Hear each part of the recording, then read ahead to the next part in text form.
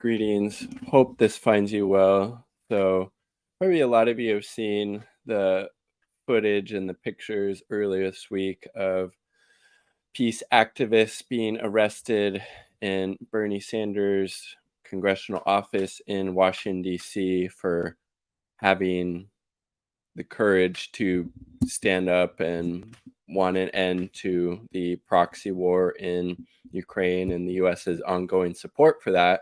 And Bernie Sanders is a big supporter of that proxy war. Unfortunately, that's not super surprising.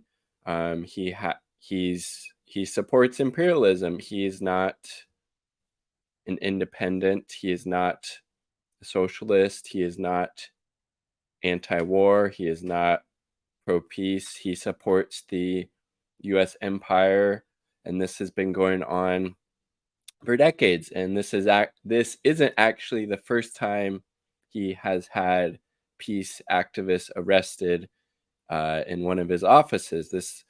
There were some peace activists protesting the NATO bombing of Yugoslavia back late 1999, early 2000, I believe. And there were some peace activists at that time who went to his office in Vermont. He was a representative them from Vermont, and they were arrested at the behest of Bernie Sanders.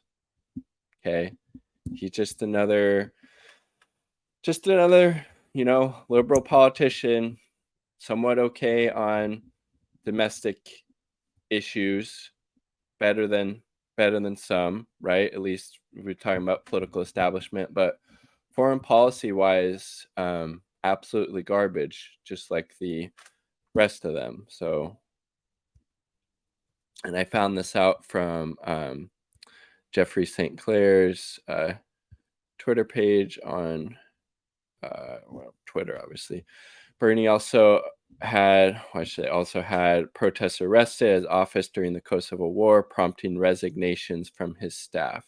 And then, this person here was just holding up a quote from Bernie Sanders that was calling for diplomacy, bringing the sides together to end the war. Okay, and then let's check out the actual article itself, or this is like an email from somebody. So this is from Ron Jacobs, right? April 27, 1999. Yesterday, April 26, a rally and march were held in Burlington, Vermont, USA, against the U.S. war on Yugoslavia. Approximately 100 people attended the 45-minute rally, and then they went to the offices of Senator Leahy, Representative Jeffords, and Representative Bernie Sanders. And then they were met by his staff, Sanders' staff. Written statement by Mr. Sanders concerning his support to the bombings. Those present read the statement and then asked a member of staff if he could hold a conference call with Bernie to give him a chance to justify. He was apparently on a plane to DC, didn't have a cell phone.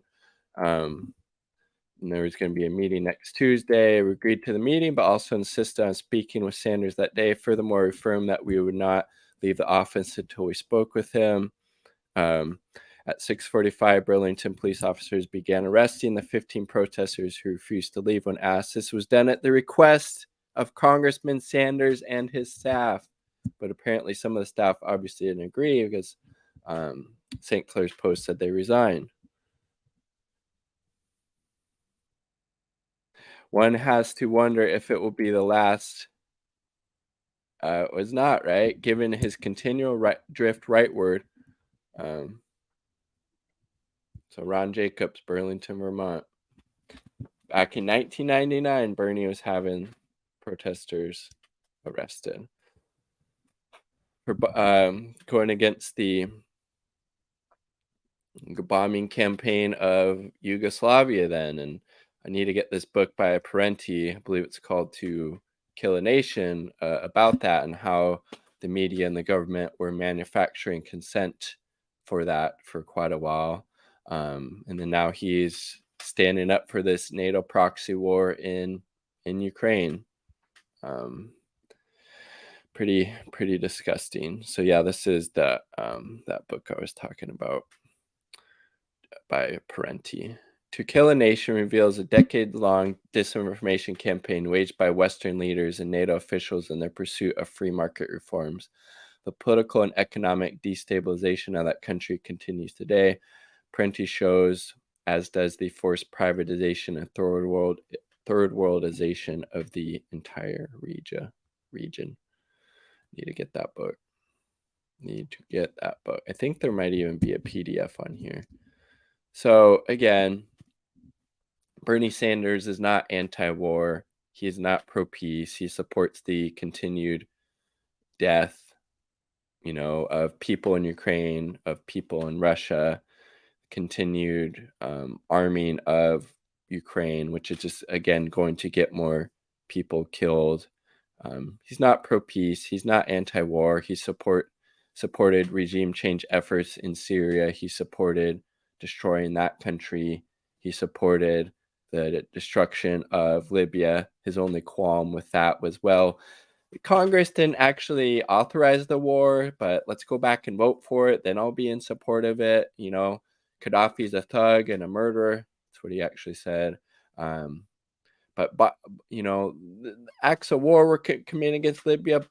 Obama didn't actually get congressional approval, so that's fucked up. We need a vote to destroy that country first, and then I'm all good with it. Bombing of Yugoslavia. So very much in character to have peaceful protesters arrested. I mean, I can't believe I was once a Sanders supporter, frankly, but I've obviously politically evolved since then. He's nothing but a shill for the Democrats, supports death and destruction abroad, and not willing to speak truth to power when it comes to the Democratic Party. So he really should be refunding all that money he got during particularly his 2016 campaign, because should be ashamed of what he is, but he's been this politician, this person for a while, so I guess we shouldn't be surprised. Maybe we just need to be a little bit more careful in our analysis and perspective on certain politicians. Peace, much love. Hope this finds you well, all part of the people.